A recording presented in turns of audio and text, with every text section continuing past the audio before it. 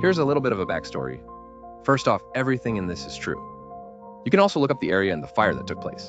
For those who are from New Mexico, you probably know about Dixon's Apple Orchard. This took place near there.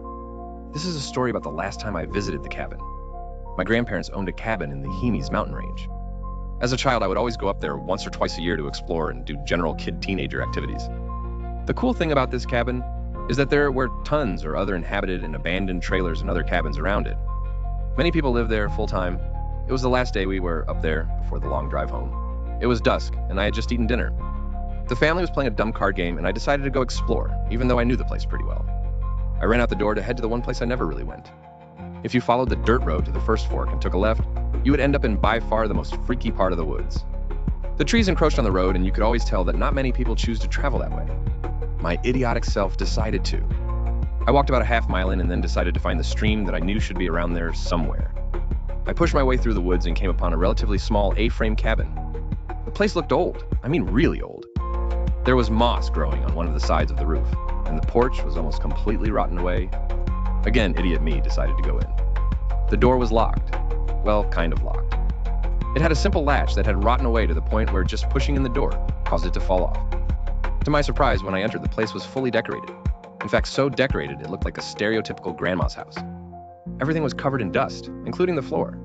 The cabin had two rooms, the main one I was in and a, I'm guessing, bedroom. I opened the door to the bedroom and found it bare, and also clean.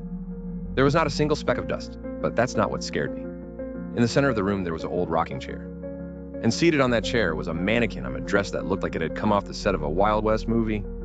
It had black gunk that looked like grease covering it, including its face. And written on the crappy plastic floor was one word: burn. As scared as I was, I stepped back and ran from the cabin to my own. I didn't tell my dad or the family about it. I was simply just scared. The next morning we headed down the long dirt road to head home. Along that road was an old ranger station that I'd always begged my dad to let me explore. This time he stopped and said he would go with me as long as we were careful. We headed inside and took a look around. It looked like whoever lived there had left in a hurry.